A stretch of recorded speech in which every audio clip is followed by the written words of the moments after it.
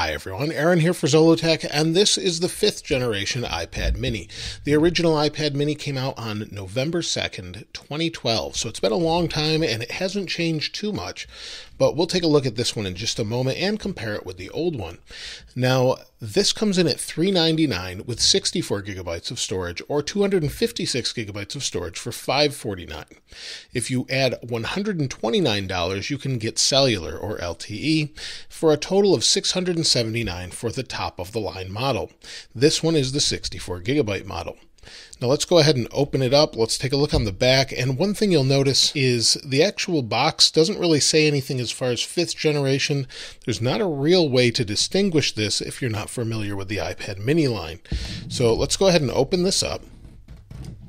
Take the wrapper off here. And I was able to find this at a local Best Buy, and they had them before the Apple Store. So let's go ahead and open this up. There's the box. Here is the iPad mini. Now, I'll be honest, I haven't used the iPad mini in a very long time. I only have the 1st generation iPad mini. I wasn't a huge fan of it because I liked the larger size, but it served its purpose. So in the box, we've got a lightning cable, just lightning to USB-A. And then here we have some documentation. Let's see if there's anything exciting in here. We've got our Apple stickers in there as well. Some smaller Apple stickers or mini Apple stickers. It says iPad mini and just tells a little bit about it. And that's really it. Let's put this away. Now inside of this, we've got the iPad charger. No longer with the smaller charger. This is the 12-watt charger. So if you can see that there. So that's nice. We've got the 12-watt charger and the iPad mini. Let's go ahead and take the wrapper off. And this is in space gray if you haven't noticed already.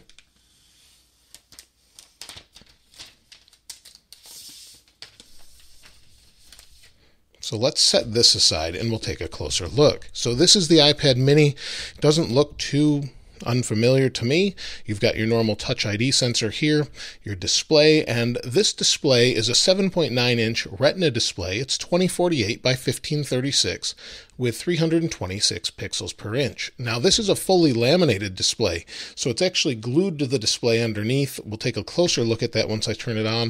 It has a P3 wide color gamut, true tone, an oleophobic coating, anti-reflective coating, and it can go up to 500 nits of brightness. So let's go ahead and turn it on. And we'll boot it up. And you'll see around the outside edge, we have our stereo speakers on the bottom, lightning cable, or lightning port rather. On this side, volume buttons. On the top, power, sleep, wake, a little microphone, a headphone jack, nothing on this side. And that's pretty much it. A little microphone on the back. Your camera, and this camera is an 8 megapixel camera with an f2.4 lens. It's got autofocus. It only does 1080p video, and that's not great, but on the front we do have a 7 megapixel camera with an f2.2 that also does 1080p. Now the iPad has booted up. Let's go ahead and enable zoom, press home to open. You can set this up. And just to compare really quickly, let me power that off and bring over the old iPad. This is the original 1st gen iPad, and this is in a black color. So we'll take the cover off here, and this one can't even be updated to iOS 12. You'll see if I slide to unlock. You'll see if I slide up. We've got the old control center. This is an older version, iOS 9, and it's terribly slow. So even going to things like the App Store are pretty unbearable. But if we put them side by side, the only thing you can really notice from the front here is it's a laminated display and it has Touch ID. On the back, they're pretty much the same, and nothing's changed too much when it comes to that. Now, one thing I wanted to try is this is a 1st generation smart cover. And it looks like the magnets don't really line up perfectly. So there's definitely a difference here where the magnets line up. So if you had an old smart cover, you may need to buy a new one. The magnet's not correct there. It kind of works, but not really like it should.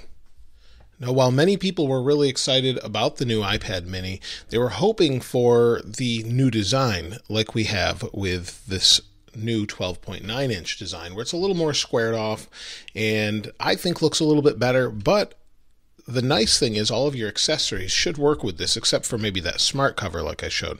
So let's go ahead and agree to these. We'll hit continue. We'll hit enable. Set Apple Pay up later. I'm not going to use my keychain. We'll set that up later. You'll see this is zipping right through, no problem. Continue, continue, continue. It's just telling us how to use it. And now we're in.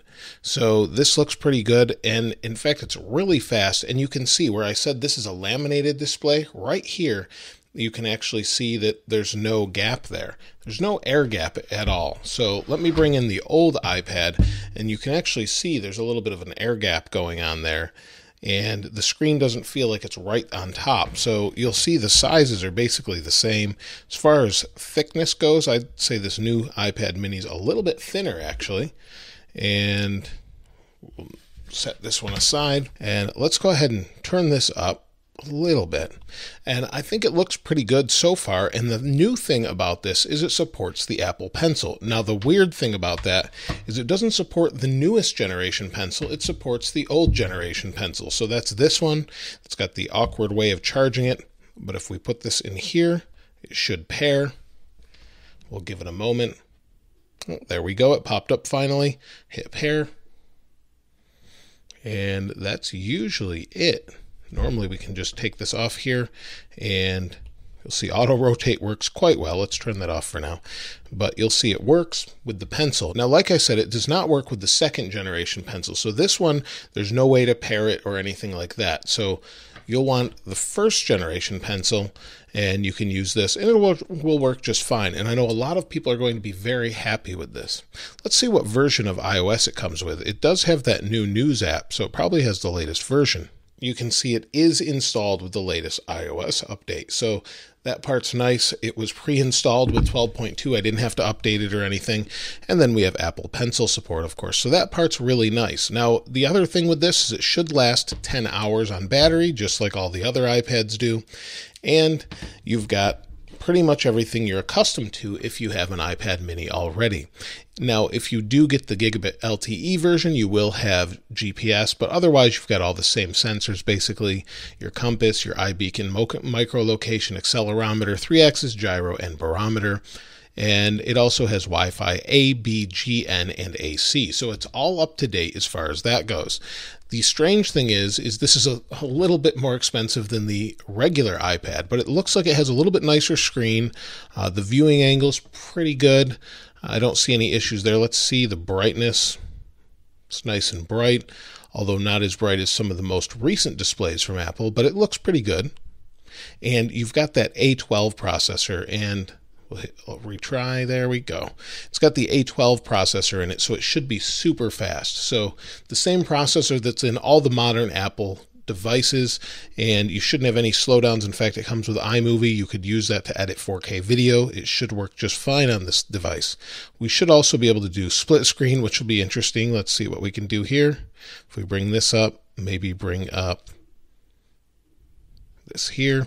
So we have Safari on the right. Let's go to Apple, and you get the idea. We can do that split screen here. It's kind of weird looking like that, but you can do it if you want. We'll turn off rotate here and see what we've got. We'll go back home, and now it looks a little bit better that way. So we can fully use this like a larger iPad, and if you like to hold on to it with these bezels, it's pretty nice. It feels pretty rigid. It does have a little bit of flex to it, but I mean, I'm barely pushing. So if you really were to twist this hard by accident or something, you could bend it, I suppose, but it feels pretty rigid. So that's it for the iPad mini. There's not a whole lot more to say about it other than it's a great little iPad if you want the mini.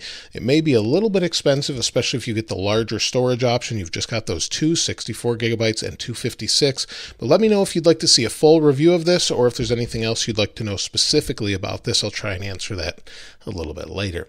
Let me know in the comments below. If you'd like to get your hands on the wallpaper that I have on the original iPad here, I'll leave that in the description below as well, so you can check it out. If you haven't subscribed already, though, please subscribe. And if you enjoyed this video, please give it a like. If not, the other one's okay too. As always, thanks for watching. This is Aaron. I'll see you next time.